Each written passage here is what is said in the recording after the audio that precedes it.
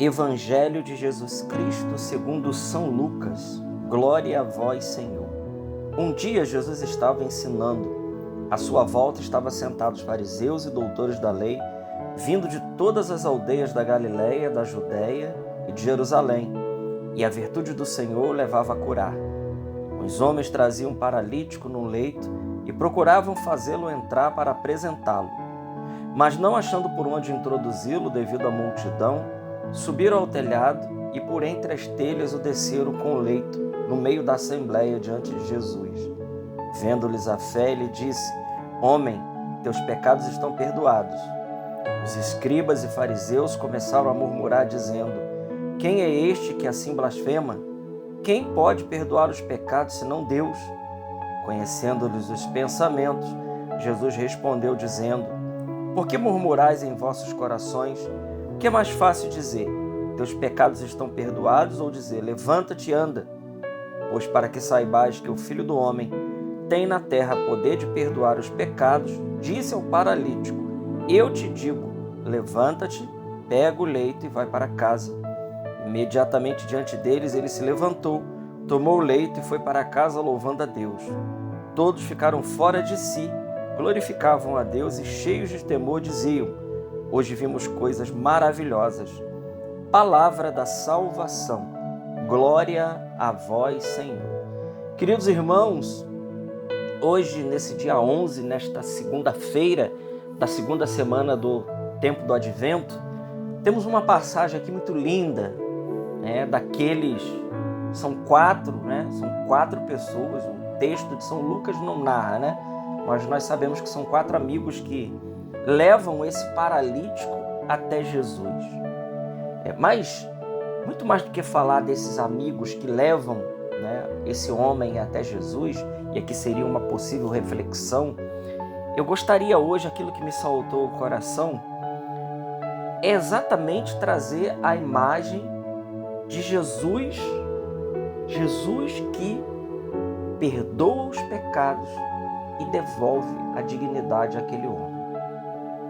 E aqui eu quero associar e trazer para nós uma realidade muito profunda, que o pecado, ele causa na nossa vida uma paralisia muito pior do que aquela paralisia que aquele homem sofria naquela época.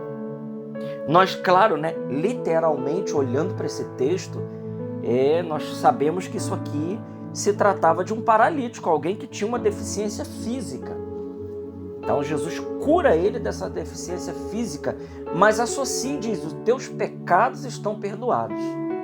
E aqui nós temos uma ligação de pecado com enfermidade.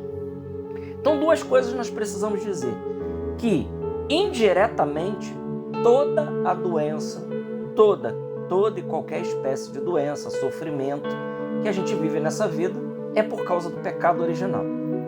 Isso aqui é doutrina da igreja.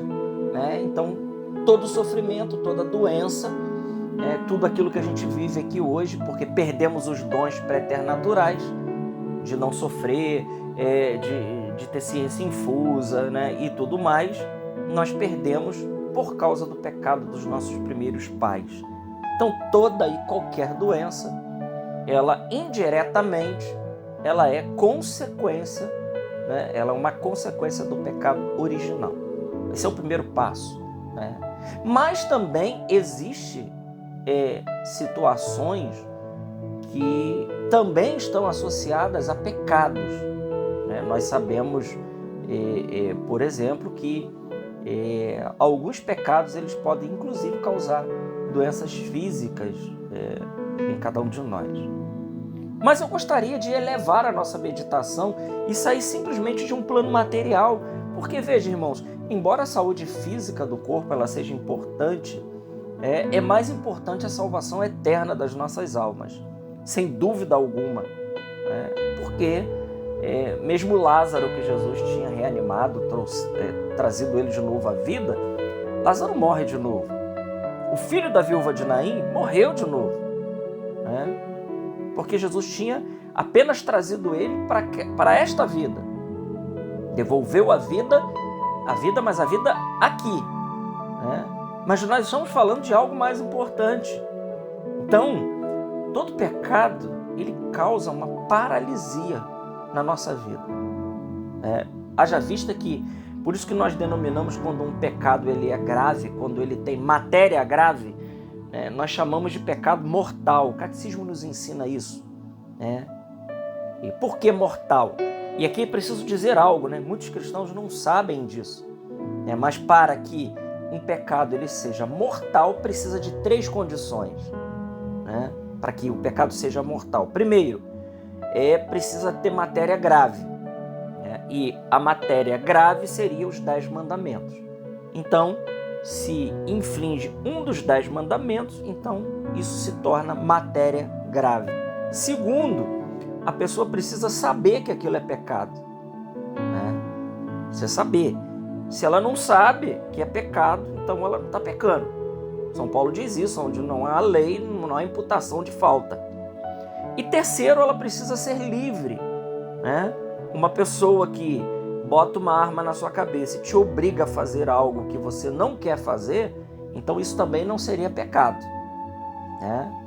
Não é pecado, não seria pecado, considerado pecado, porque você não foi livre para escolher. Se você não tem liberdade para escolher, então não se torna pecado, você foi coagido, você foi obrigado àquilo ali.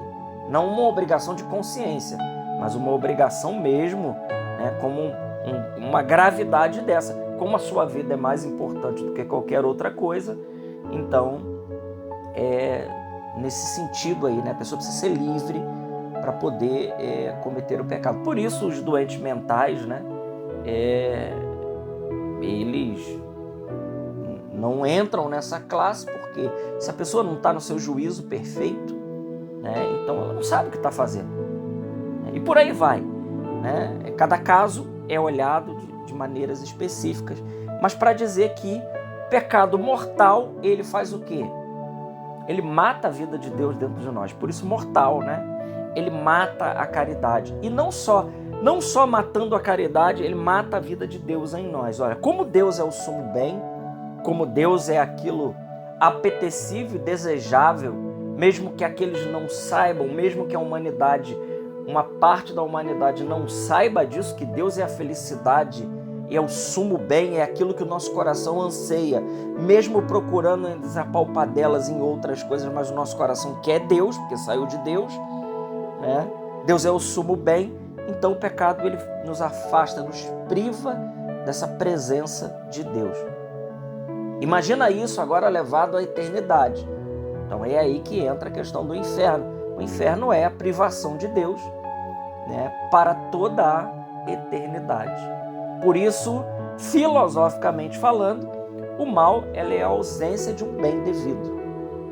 Filosoficamente falando, o mal é isso. E como Deus é o sumo bem e o mal é a ausência de um bem devido, o bem devido do nosso coração é Deus, é o sumo bem. Então, se a gente não tem Deus, nós não temos nada.